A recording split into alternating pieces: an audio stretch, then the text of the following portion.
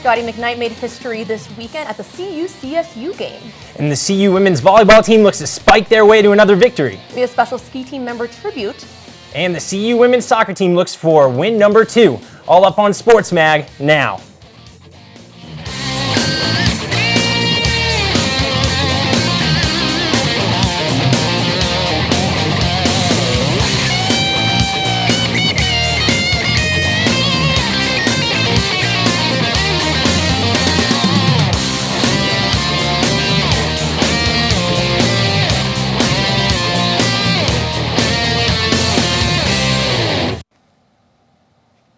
Hello and welcome to the very first show of CU Sports Mag. I'm Kylie Burr, sitting alongside Andrew Tomasini. And we have a lot of action today all over the place here in Boulder, but we'll start things off with the Rocky Mountain Showdown at Invesco Field. The Buffs and Rams invade Invesco, looking to lock up horns with each other for the 82nd time. Temperatures on the field exceeded 100 degrees, and here are the Buffs running out for the first time in the 2010 season. First quarter action, freshman quarterback Pete Thomas connects with TJ Brocky for next to nothing here as Michael Sipola makes the tackle there. 3rd and 5 following a Buffs defensive stop from the 19 Hanson to McKnight, connecting for 20 yards in what turned out to be a memorable day for the senior from Cali. And here it kind of looks like nothing's going on, but a lot happened on this play. Pretty decent return by CSU, but Parker Orms goes down and he is out for the season, tearing his ACL, a crushing blow to the secondary for the Buffs. How about we lighten the mood a little bit here, capping a 6-play, 44-yard drive. Welcome to the fold, Trevon Patterson, 18-yard score. The SC transfer shows his speed, getting the crowd jacked and drawing blood early for the Buffs. Pete Thomas here, 8:49 left in the first quarter, throws a laser to Matt Yem. That's a 12-yard gain for the Rams, looking to get back into the game. And more again here from Thomas, takes off for a 7-yard gain, but inevitably the results in the score sheet, nothing, nada for the Rams as the Buffs defense stifled them all day. And here we go, second quarter from the Rams, 27, move over Michael Westbrook. Scotty McKnight is now your receptions leader for CU. It's 14-0. That's right, and Scotty McKnight's looking pretty happy about that one, but Colorado State is not. They're looking to not have a shutout this game. Pete Thomas here getting us started for the Rams, fakes that little pass off there, and then sends it over to Brian Steele for 18 yards, and that was a great catch on that part. Pete Thomas isn't going to be quite as successful this time as he's intercepted by Jaleel Brown at the Colorado 42. Now we got the ball back, but turned it over again, which is why you see Colorado State with the ball. Thomas passes to Matt Yem, who has a case of butterfingers and loses the ball. Number 93, Conrad Obi, picks up the ball, and it's CU's turn to have it again. But the refs, they say that it's not a fumble. Dan Hawkins, as you can see, is not looking very happy about that one. Still 14-0 in the first half. Now we're moving on to the second half. Rodney Stewart runs in for 13-yard gain, putting us right at the end zone. This is exactly where the Buffs want to be. They are angry about losing last year, and they're ready to take back the victory. Now here, Tyler Hansen could throw it, but he's going to go in himself, 1-yard touchdown. Pete Thomas here. This time he decides to run the ball, but is taken down by CU number 96, Kidera Uzo-Duribi. Now it's not looking good for the Rams at all, and you can tell when the stands are that empty by the end of the game. Justin Torres tries to run the ball, but it's really a lost game. Final score 24-3. Buffaloes take the win. Taking a look at some post-game here, we have Rodney Stewart with 67 yards and Scotty McKnight with 78 yards. He always tells me, read and react, play to what you see, and I felt like I was doing that for the most part today. I missed some things, which is going to happen, but I felt for the most part I was on my reads, I was right where I was going, and I felt really comfortable. That was Tyler Hansen. And this is Andy McDonald joining us now, this week's sports guy for CU Sports Mag. Talk a little bit about the game this weekend. Thanks. Well, I watched the game up close and personal, and a 24-3 win for the Buffaloes, and I took away a few key points. Some were good, others were not so good. What I liked most was the defense. They played steady all game, forcing 2, and as you saw, should have been a 3rd turnover. They were flying the ball out there, which was really nice to see this early on. The Buffs also forced a bunch of 3rd and longs, and putting the Rams in that position, they only completed 1 of those 12 third downs. I also like the way the offense was clicking for this early in the year. This team has a lot of talent with Tyler Hansen and a bunch of young players, also with a lot of older players that have experience mixed in. They just have to keep getting better and putting together. On the other hand, this is the first game of the year, and what I did not like were the penalties. They had 9 for 104 yards. Those are momentum killers. You can't shoot yourself in the foot like that and expect to compete in the Big 12. You can't dig yourself a hole and get out of it. Also, I thought we had the Buffaloes, had them on the ropes the whole game. It was a 21-point margin at the end of the game, but I thought it should have been more. I'm not saying we should have run up the score, but we should have beat them more convincingly. This is because, well, we don't know how to win yet. The last winning season was in 2005, and I think we should just learn how to win on the fly, and this week would be a good time to learn, especially with Cal and our long losing streak on the road. Absolutely. It's going to be a very tough weekend this weekend out in Berkeley, but hopefully the Buffs can get it done. That's right. Now, Scotty McKnight made history last weekend at the CU-CSU game. SportsMag met up with the four-year standout to hear about his accomplishments and plans for the future. Special to me, obviously, it's a big catch, and to have it come on a touchdown in a rivalry game to kind of help our team go ahead and put that game away, that was special to be a part of. The legacy I want to leave, it doesn't have to do anything with numbers. It has more to do with my senior year. I was able to kind of lead these guys and for us to get a lot more victories. The biggest thing is wins, and I want to go out my senior season no matter what the numbers are, just as a winning team and making people at this university and this school and this community proud of coming to watch the game. Oh, he has tremendous leadership. All the guys listen to him, not only the receivers, but all positions listen to him. He does a great job of leading our team. He's very detailed. He's one of those guys that knows everything about all the wide receivers. So if someone's lined up wrong, he can fix it. Coach Prince is going to be huge for me. The guy obviously has an NFL background. He's coached a lot of good players, and just him tutoring me and me trying to soak up and sponge up as much knowledge as he has, I'm using that to benefit me for my senior year. So I already think I'm a better player right now than I ever have been, and a lot of that's due to Coach Prince and Coach Keesaw and the coaching staff here. When Coach Hawk took this job, I was drawn to him, and obviously had a relationship with Cody and that family. So coming up here and taking a visit, that was because of my relationship with that coaching staff, Coach Riddle and Coach Bandison, all those guys over there. Oh, Scotty will definitely make some NFL team. Like I said, he's very smart. He'll know all the positions. Very quick, has the ability to get open against anybody, and great hands.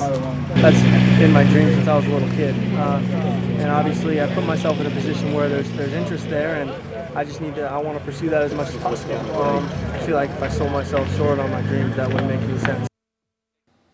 Clearly, McKnight has big aspirations for the future. We look forward to following his progress this season. The Buffs' struggles away from Folsom Field have been well documented. So this week's trivia question is, when was the last time the CU football team won on the road? The answer coming up later in the show. Well, I'm certainly looking forward to finding out the answer to that one. Coming up after the break, we'll have the highlights from the soccer team's contest at the Denver Invitational. And Leslie Fox takes a look at the life of former CU skier Spencer Nelson in a special package.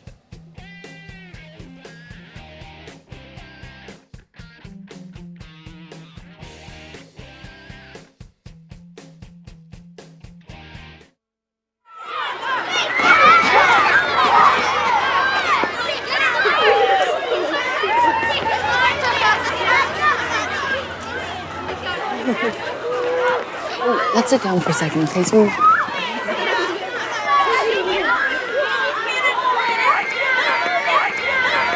Hey, Kayla, there's Mary from your class. Hi, Mary. Hi, Kayla. Come and play. Oh, sweetie. Why don't you go play with those kids over there? Why?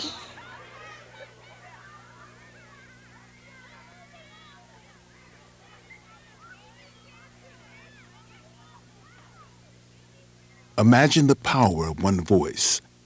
Find yours at freedomcenter.org.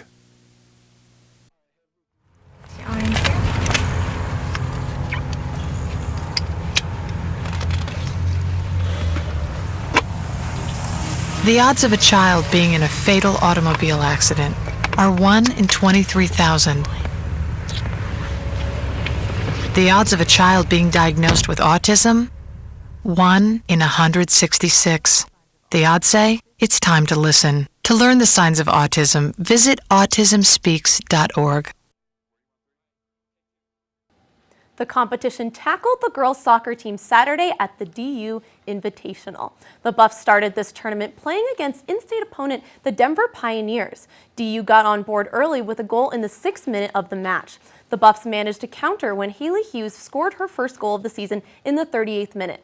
It was tied going into halftime at 1 apiece. The match was a stalemate until at the last minute when the Pioneers scored off of a penalty kick, resulting in a 2-1 loss for the Buffs.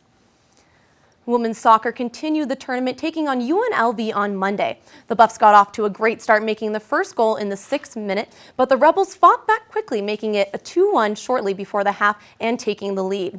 After halftime, play continued, but the Buffs' repeated attempts couldn't make it in the net. UNLV then stepped up their defense, keeping the ball in Buff territory.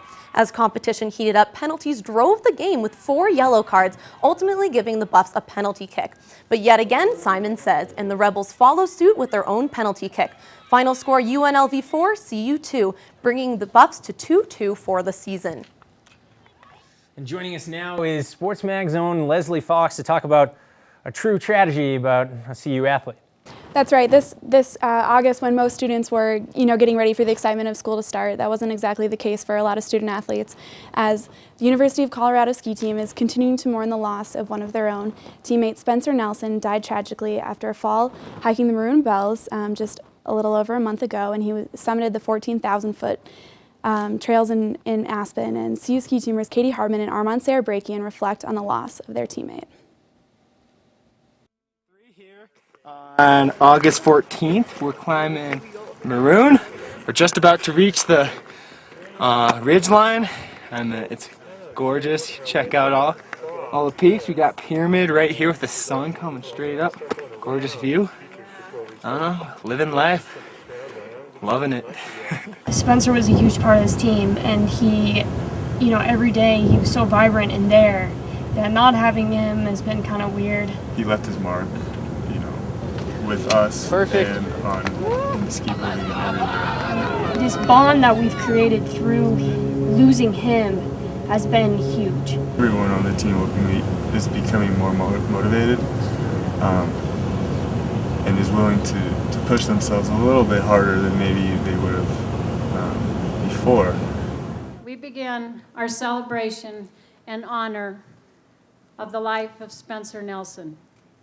We are all feeling the grief and the heartache of losing a wonderful son, a brother, a friend, and a teammate. We thank you all for your continued support and prayers for Peggy, Peter, and Connor. They'll need it in the next month, 2 months, year. It doesn't go away. If there's a muscle in your head, don't be alone, man. It's just a sprinkling for the make.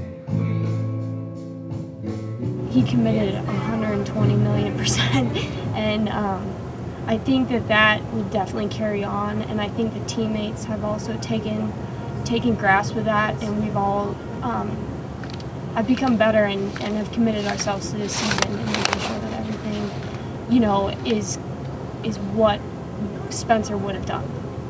My first impression was that this kid was rabid about ski racing. He was talking to me and the rest of the coaches about goals years and years ago. Big goals, hard to achieve goals, lofty goals. Junior nationals, senior nationals, skiing for the University of Colorado, making the NCAA national championships, skiing in the finals.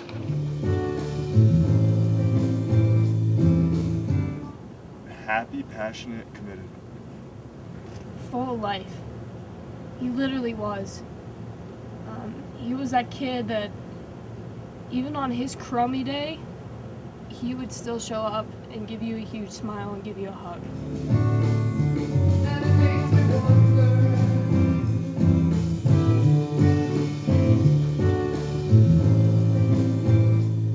The ski team does plan to dedicate the upcoming season to Spencer and work even harder to bring home the national championship in his honor. That is an incredible tragedy. Thank you so much for putting together that package, Leslie. Yeah, I mean, it's just really so interesting to see how much pride Spencer had for CU. It's just, yeah. Absolutely. He really did, even from an early age. One story that his teammate Armand Sarabrakian shared with me earlier this week was when he was interviewing for the assistant coaching position, Spencer was one of the athletes chosen to help in the interview process. And his first question to Armand was, if you could be any athlete in the entire, or if you could be any animal in the entire world, what would you be? And the answer Spencer was looking for was a buffalo. Wow, that's an incredible amount of pride. Yeah, he'll definitely be missed. Absolutely. Up next on Sports Mag, Kai Cummings and David Starster will break down CU's pending move to the Pac-10. And we catch up with volleyball star Kara Schroeder.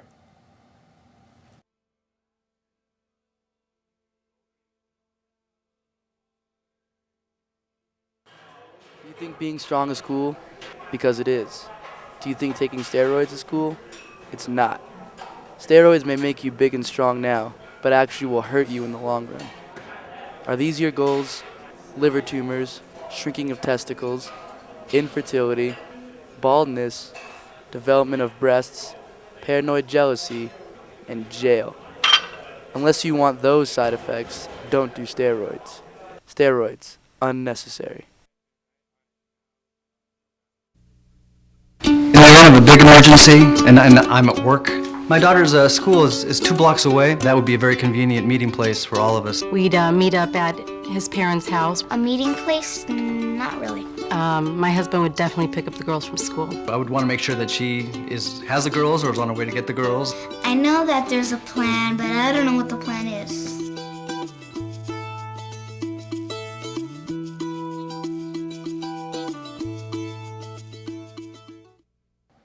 It was a stampede for the cross-country Buffs last Saturday at the CU Alumni Open Time Trial, where several redshirt freshmen made impressive collegiate debuts.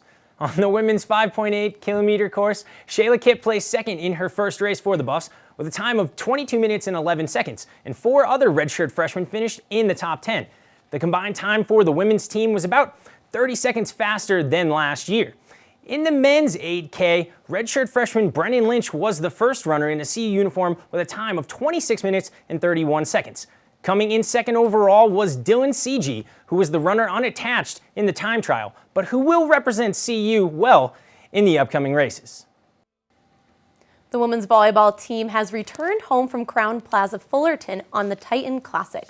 Buffs outside hitter Kara Schroeder was on fire all tournament, long recording 21 kills against Georgia State and 20 more the following night against the Montana Grizzlies. After a couple hard-fought wins against Georgia State and Montana, it was the Buffs' time to shine in the championship match against the Titans of Cal State Fullerton. The Titan defense froze Schroeder's hot hand during the championship game, keeping her to 10 kills. Colorado went on to lose the game in 3 sets. For her stellar performance in that very Crown Plaza Fullerton Titan Classic, Kara Schroeder has earned Athlete of the Week honors. We caught up with Kara to discuss her and the team's success as this upcoming Big 12 schedule approaches. We did really well this weekend. We played some great competition and we executed our system and we played really well. Basically, everyone on the team is willing to win. Everyone comes from a competitive team from high school, from wherever they transferred. And it's a great opportunity. Like, everyone has the mindset to win. Basically, in the summer, we have a lot of summer programs of everyday lifting, running, and I've just added to that using jumping technique and my swing. Big difference than what we had this past weekend. Bigger girls, but we just got to execute our system, fast system. We're a small team, and that's what we have at this point. I'm Kara Schroeder, CU Sports Mag Athlete of the Week. Now we're going to kick it over to the double team desk where Kai Cummings and Dave Starster are going to talk a little Pac-10 football. That's right. Take it away, guys.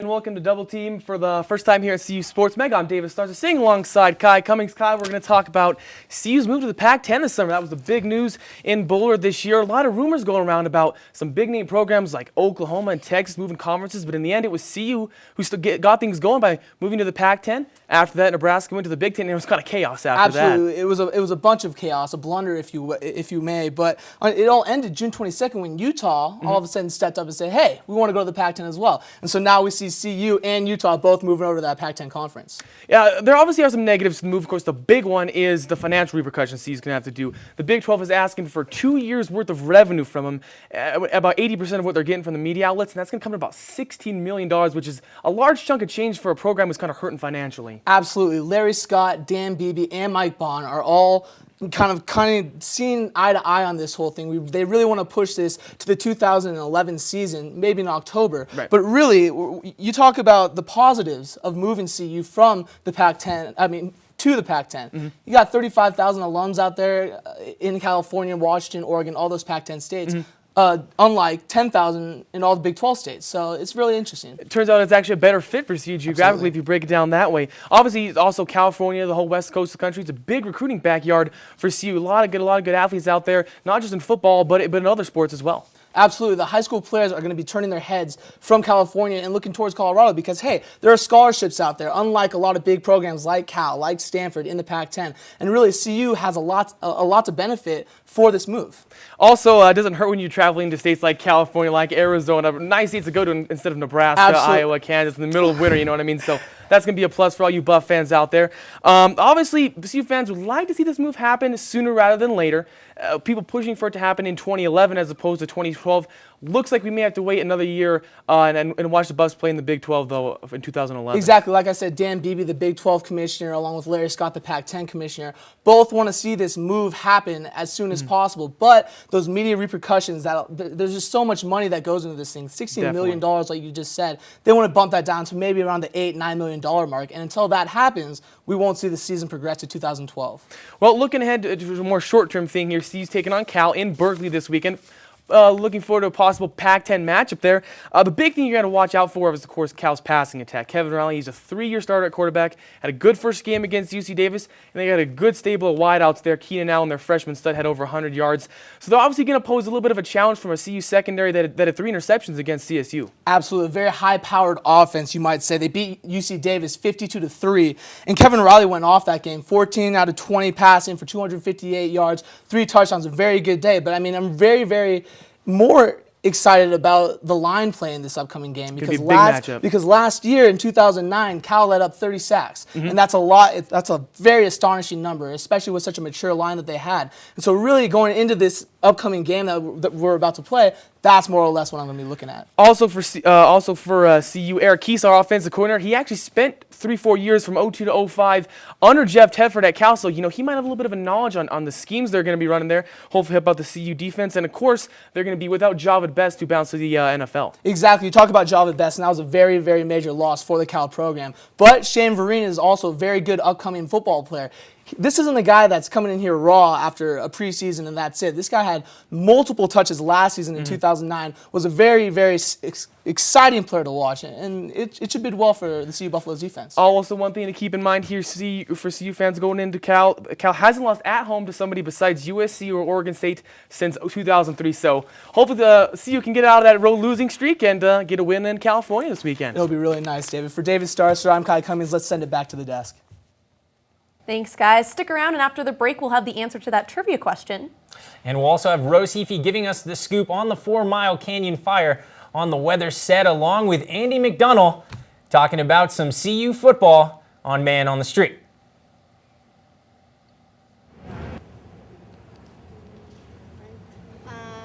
Sit up straighter. That's stupid.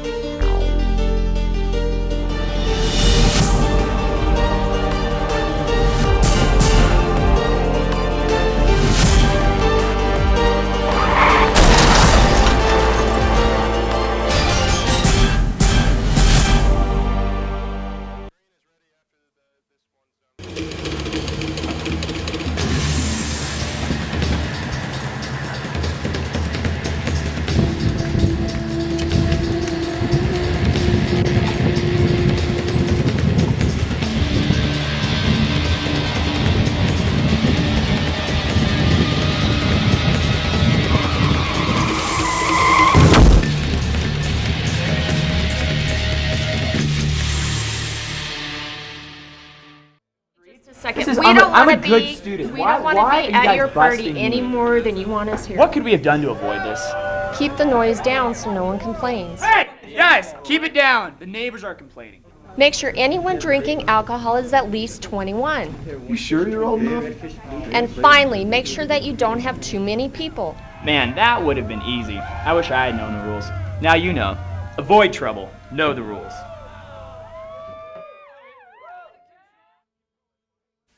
Don't you love that safe, free feeling you get in a pickup truck, Larry? Yeah, nothing but you, me, the open road, a deer. Yeah! A cow! Yeah! An ostrich! The village people! The village people? You could learn a lot from a dummy. Buckle your safety belt. Especially in pickup trucks. I didn't know the village people were doing a road tour. As students are getting geared up to watch the CU Cal game tomorrow, Andy McDonough hit the streets to find out how much CU students know about UC Berkeley. University of Colorado heads out west this weekend to play the University of California, Berkeley on the gridiron. We caught up with some students here on campus to see what they knew about the Cal Bears. Bear. Cal Berkeley, they're Bears. They are the Golden Bears. Northern California. Oakland?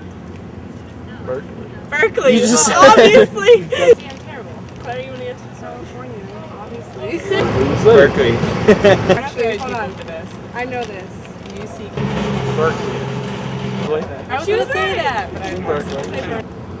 Pac-10? The one we're about this weekend. 10. Or Big 10. Not the Big 10. Mountain West. Pac-12. Pac-12. No, Pac-12 is what we're coming out of. Pac-10? The Pac-12. Obviously, the CU student body knows a lot about this weekend's matchup with the Cal Bears. After a 28-year hiatus, the Buffaloes look to revenge their 1982 loss at the hands of the Cal Bears. For CU Sports Mag, I'm Andy McDonald. Thanks, Andy. I know you've been racking your brain about that trivia question. Just to refresh your memory, the question was, when was the last time the CU football team won on the road? The answer is October 27th, 2007, when they beat Texas Tech 31-26. The Buffs are on a current 12-game road losing streak. Oof, that's bad. That's really bad. All right, well, we'll head it over to Rose Heafy for the weather now. That's right. Rose, what's the weather got in store for us? Thanks, Kylie. Thanks, Andrew. So I hope everyone had a nice summer, and I'm sure you've missed your weekly dose of Sports Mag weather, because I'm sure we've certainly missed you here on the Sports Mag set. So a lot's been going on with Boulder weather, as we can see with the 4 Mile Canyon fire.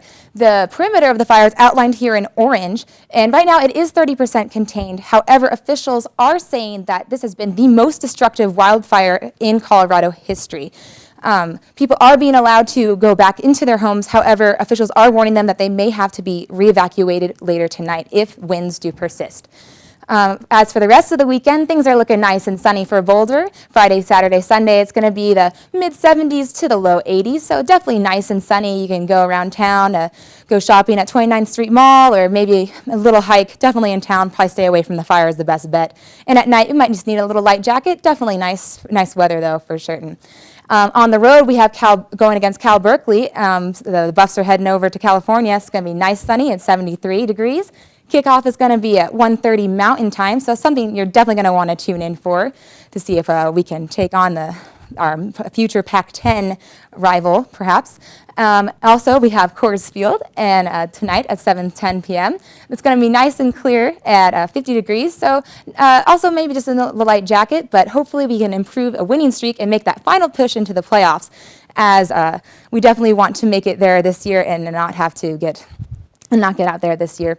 All right, and now the Broncos, they'll be facing off their first regular season game against the Jacksonville Jaguars. They'll see seeing a few scattered thunderstorms. However, it's going to be 92 degrees, so it shouldn't be too much of a problem for them. So lots to tune in for this week for sports, and just make sure everyone stays safe with that fire this weekend.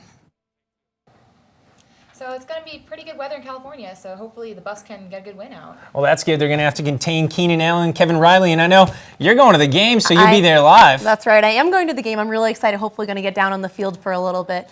But that's all the time that we have for CU Sports Mag. I'm Kylie Burr sitting alongside Andrew Tomasini and Rose Heafy. We'll see you next week.